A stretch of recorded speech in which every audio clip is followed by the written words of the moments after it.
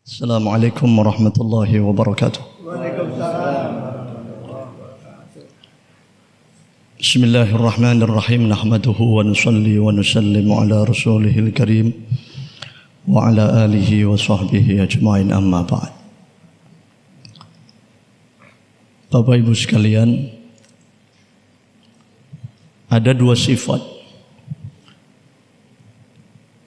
yang mana apabila seorang hamba dapat memilikinya sebagai fondasi dalam penghambaan dirinya kepada Allah Subhanahu wa taala,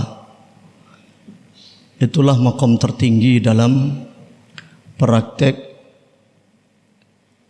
ibadahnya, ketaatannya, mulai dari imaniyat, ubudiyat, muamalat, muasyarat, dan akhlaknya. Dua sifat tersebut, yang pertama adalah sifat syukur, kemudian yang kedua adalah sifat sabar. Bapak Ibu sekalian, apabila seseorang dalam menjalankan semua perintah Allah, menjauhi larangan Allah berdasarkan sifat syukur, maka dia akan sungguh-sungguh menyempurnakannya. Bukan sekedar sholat, tapi menyempurnakan sholat. Bukan sekedar puasa, tapi menyempurnakan puasa. Bapak Ibu, ketika seseorang dapat mampu mempelajari, merenungi, mentadabburi kehidupan yang dijalaninya, maka akan menimbulkan dua sifat tersebut dalam kehidupannya. Hari ini berapa banyak orang yang hidup sama-sama menjumpai, mendapati bulan Ramadan, tapi ternyata tidak semuanya mereka berpuasa.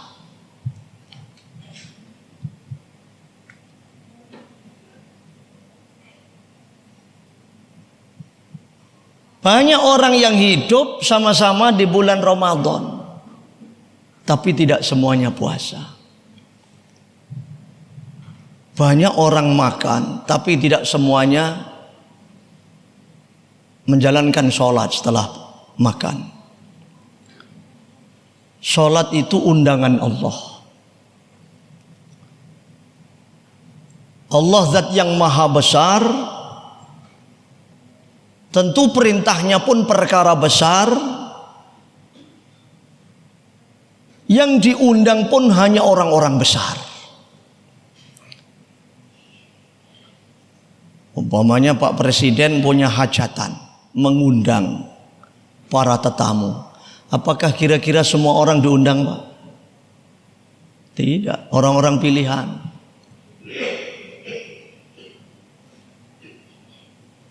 Gubernur, kepala daerah punya hajat, apakah semua orang yang diundang hajatan? Tidak, orang-orang pilihan. Begitu seterusnya dan seterusnya. Allah zat yang maha besar, sholat ini undangan Allah, maka hanya orang-orang besar yang dipilih oleh Allah untuk hadir, duduk, bersimpuh, sujud di hadapan Allah menaikkan sholat ini. Perintah Allah yang namanya puasa ini perkara besar. Maka hanya orang-orang pilihan, hanya orang-orang besar yang dapat menaikkan puasa di bulan Ramadan. Maka kita bersyukur. Kenapa kita bersyukur? Ternyata kita termasuk orang-orang yang dipilih itu. Alhamdulillah. Yang dipilih untuk sholat, dipilih oleh Allah untuk puasa. Ini bukan karena orangnya kuat, hebat, sehat, tidak juga. Terbukti mungkin kesehatan di antara kita pas-pasan, Pak. Tapi karena dipilih oleh Allah, dapat juga menyelesaikan puasa ini. Setiap hari puasa, sehari demi hari, terus.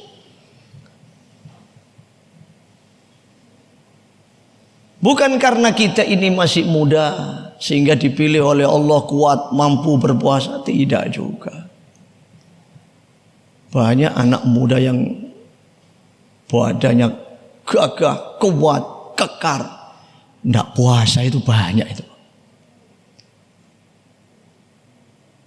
Nampaknya sudah tua-tua, mungkin badannya ini kurang begitu kuat, tapi kenyataannya puasa juga. Jadi bukan karena faktor fisik kuat atau tidak kuat, karena iman dipilih oleh Allah. Maka kita bersyukur, alhamdulillah. Di balik sifat syukur Bapak Ibu menimbulkan sifat sabar.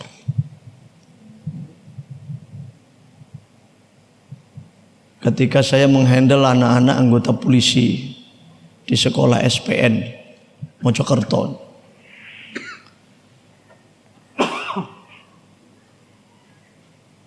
ada 7 bulan program pendidikan mereka. 3 hari terakhir itu oleh pimpinan diberi program imtak iman dan takwa. Salah satu di antara yang diamanai untuk menghandle itu saya. 3 hari itu full iktikaf di masjid. Kita buat program iman takwa. Mulai dari bangun tahajud qiyamul lail jam 2, terus full program tahajud, sholat taubat, hajat, macam-macam sampai subuh, geber terus. Sholat subuh berjamaah, setelah itu ada taklim, ada pengajian, macam-macam. Pokoknya nggak ada waktu libur, nggak ada. Waktu istirahat nggak ada. Memang full untuk program agama. Kuat-kuatan ini. Begitu hari ketiga, siang hari jam 11 sampai jam 1. Oleh pimpinan mereka disuruh lepas baju. Tidak pakai baju, berjemur di tengah lapangan yang panas. Di SPN sana kan ada masjidnya di dalam itu, depannya ada lapangan. Disuruh berjemur, panas kendang-kendang jam 11 sampai jam 1, 2 jam. Ya mungkin pendidikan fisik mungkin. Setelah selesai Pak, saya panggil satu orang. Dek, kok mau sampean disuruh panas-panas berjemur di tengah lapangan itu? Kok mau? Panas kendang-kendang kayak tadi siang itu kan panas itu luar biasa. Nggak pakai baju. Lah kok jawabnya tuh begini Pak Ustadz, saya ini daftar polisi. Yang daftar itu 10.000. Yang diterima 700 orang. Kira-kira kalau 10.000 yang daftar, yang diterima 700, menyisihkan berapa ribu orang tuh Pak? Hah? 9.300 itu yang tidak diterima. Saya ini salah satu di antara 700 orang itu Ustaz. Saya diterima jadi anggota polisi, menyisihkan 9.300 orang. Saya bersyukur. Maka karena saya bersyukur dalam menjalani pendidikan, walaupun dijemur panas-panas, saya pun harus sabar katanya. Jadi sifat syukur menimbulkan sifat sabar. Bagaimana jadinya? Kalau seandainya begitu pimpinan menginstruksikan supaya berjemur semua, jawabannya komandan saja yang berjemur. Bagaimana Pak kira-kira Pak? Besok keluar sekep itu. Jadi sifat syukur itu menimbulkan sifat sabar. Allah pilih kita di antara sekian umat manusia yang tidak puasa. Ternyata badan kita yang lemah ini, Allah pilih untuk berpuasa. Ya buktinya mampu juga, kuat juga, mulai dari fajar sampai maghrib. Saya kalau di utara sana Pak, di Perak tempat saya itu, anak-anak muda banyak tidak puasa, makan, minum semau-maunya. Kalau ditanya orang Islam, kalau orang kafir ya monggo lah, kafir. Ini orang Islam. Kenapa? Karena tidak dipilih oleh Allah. Karena kita dipilih oleh Allah, maka menjalaninya pun kita harus bersabar. Bagaimana Bapak Ibu kalau seandainya kita tidak punya sifat sabar di situ? Mungkin kalau pagi hari jam 7, 8, 9 masih biasalah, tidak merasakan lapar. Begitu masuk jam 11, jam 12, bagaimana Pak? Lapar-laparnya itu, haus-hausnya. Kalau tidak disertai dengan sifat sabar, kira-kira bagaimana Pak? Nyampe maghrib apa enggak kira-kira? Lihat es degan itu sekutu ngombe aja kok. Maka puasa Ramadan ini Bapak Ibu, Allah berikan kepada orang-orang mulia. Semoga kita termasuk mereka insya Allah. Bukan sembarang orang. Maka bersyukur, alhamdulillah. Dua sifat ini tidak dapat dipisahkan kedua-duanya, antara syukur dengan sabar. Kalau ada orang punya sifat syukur, di balik syukur dia pasti punya sifat sabar. Itu dihasilkan dari training puasa ini. Sifat rohaniyat itu. Bapak Ibu sekalian, zaman dulu ada dua orang waliullah itu. Wali lanang karo wali wedok nikah. Wali lanang ku wali sing paling ganteng sak desa. Wali wedok iku wali sing paling welek sak desa. Sing lanang ganteng, sing wedok welek. Itu sunnah Pak. Sing lanang ganteng, wedok elek itu sunnah. Tapi nek nikah sing wedok wayu, sing lanang elek makruh itu. Loh, kok ketawa sampai? Loh iya Pak. Ada seorang kiai itu menjelaskan begitu. Nek sing wedok ayu, sing lanang welek iku makruh. Apa kiai? Iku ngundang, menyebabkan rasan-rasan orang katanya. Jadi kok gelem arek ayu ngono ambek arek lanang welek. Oh iya iku beke sing lanang duweke akeh lho. Dadi rasan wong sak kampung. Ono maneh sing ekstrim ndonga, kapan sing lanang mati iku lho. Makanya disuruh pakai cadar, tutup hijab itu kan supaya enggak mengundang rasan-rasan orang. Nah, wali lanang iku wali sing paling ganteng, sing wedok welek nikah. Bareng boso pun nikah Pak. Biasanya manten baru, manten anyar kan seneng guyang-guyu. Lah iki enggak. Manten anyar iki sing lanang ganteng, sing wedok elek, nangis terus sing wedok iki. Krana nangis terus sing lanang takon, "Dik, sampeyan iki tak delak-delok. Mestine manten anyar kan guyang-guyu seneng. Lah kok sampeyan iki nangis terus? Apa sampeyan iki getun tak kawin oleh aku?" Krana ditakoni ngono, sing wedok jawab, "Mas, kula niki piyantun putri sing boten ayu. Nikah angsal jodoh bojo panjenengan niki gagah ganteng, gede dhuwur. Kula niki mboten mergo getun, tapi mergo syukur." Nah, mergo syukur. Jadi arek wedok sing gak ayu iki nangis terus nikah oleh arek lanang ganteng, mboten mergo getun, bukan karena menyesal, tapi karena bersyukur. Saking syukurnya sampai nangis terus. Nah, kan enten yang mergo syukur sampai nangis terus. Kula niku kan sering dampingi jamaah umroh haji. Enten jamaah niku dugi juandang pun nangis Pak. Numpak pesawat nangis, sampai Madinah nangis, nang Mekah nangis, tawaf sa'i nangis tok di sini. Balik mulai Jeddah juanda nangis. Bareng ape pamitan mulai tak cekel cek sik aja mulai sik. Sampeyan niki mulai budal sampai mulai kok nangis terus. Ono opo sampeyan? Nggih Pak Ustaz, kula niki tiyang melarat, tiyang miskin, tiyang mboten gadah. Kok sampai ten Mekah niku lho, kula niki bersyukur, saking syukuri sampai nangis terus. Lho niku Pak.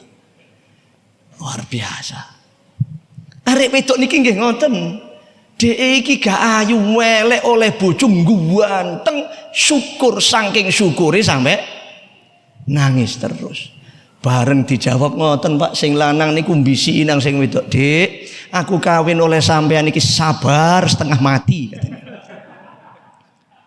Jadi sing wedok syukur, sing lanang sabar. Nek sing lanang syukur, sing wedok kudu sabar. Ini dua sifat yang harus ada. Falsafah dalam kehidupan rumah tangga, nek sing lanang dadi geni, sing wedok kudu pinter-pinter dadi banyu. Nek sing wedok dadi geni, sing lanang kudu pinter-pinter dadi banyu. Ojo karo-karone dadi geni, Pak, kobongan rumah tangga iki. Itu falsafah dalam hidup antara syukur sabar.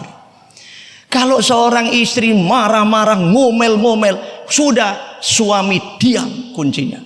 Bila perlu minum obat tidur. Yang tersenyum pengalaman model ini. Oh, udah. Syukur sabar ini makom tertinggi dalam kehidupan. Ana waliullah niku ditakoni. Iki ceramah iki sampai jembiro Pak Yasin iki. Wis diterusno. Leren apa terus iki? Terus ae gak ono ngombene terus ae. Wis. Pun kula sampeyan iki oleh ibadah didasari kelawan sifat syukur mawon. Ora mergo kepengin mlebu swarga, wedi neraka, wis ora usah. Ora usah. Mergo syukur dipilih karo Gusti Allah. Alhamdulillah. Nek kepengin swarga wedi karo neraka, Pak, iku padha karo arek cilik, le sekolah le tak wae permen budal sekolah. Tapi nek gak dikei permen, gak budal, Pak. Engko nek wis gedhe wis ngerti, dikei permen apa enggak tetep budal ngaji, budal sekolah. Mergo ngerti iku ngono manfaat kanggo awake. Wong salat, wong poso nggih ngoten para Rabu. Ojo krana semata-mata pengin swarga wedi neraka wis lewat. Wis tuwek-tuwek kabeh kok. Iya toh? Kenapa? Kita menjalankan sholat. Ini perintah Allah, dipilih oleh Allah, bersyukur. Alhamdulillah. Karena wis dipilih kali Gusti Allah, maka dijalannya dengan penuh kesabaran. Syukur sabar. Selesai kok ketemu dewi nang akhirat. Wong sholat niku nyambut gawe, Pak. Wis jelas iku. Poso niku nyambut gawe. Maca Quran niku nyambut gawe. Zikir wirid iku kerja kabeh. Setiap pekerja pasti ada gaji bayarannya, itu sudah jelas sudah. Ora usah njaluk, pokoknya kon nyambut gawe engko dikai dhewe. Jelas keterangan ini, Pak. Yang penting kamu kerja, nanti akan dikasih gajinya oleh pimpinan ini, atasan. Tidak usah berharap itu. Yang penting berharap ridha Allah, dengan sendirinya surga milik Allah, neraka milik Allah, semuanya itu akhirat ini milik Allah. Kalau kita taat kepada Allah, bersyukur kepada Allah, dipilih oleh Allah, alhamdulillah, kita bersabar menjalaninya. Apalagi yang sudah tua-tua ini, rambut putih, janggut putih, wis kari ngenteni ae, Pak. Iya, gak esok gak sore budal iki wis. Tahun lalu berapa banyak saudara kita yang masih ada di sini, sholat bersama-sama kita, iktikaf sama-sama kita, tapi sekarang sudah tidak lagi. Iya toh? Sudah ada, Pak? Sudah ada kan? Maka Ramadan tahun ini kita jadikan sebagai Ramadan yang istimewa. Kita tidak tahu apakah Ramadan tahun depan kita masih ada di tempat ini. Maka saat ini kita masih dipilih oleh Allah untuk puasa, tarawih, macam-macam taat kepada Allah, bersyukur. Kita jalani dengan sifat sabar. Wassalamualaikum warahmatullahi wabarakatuh.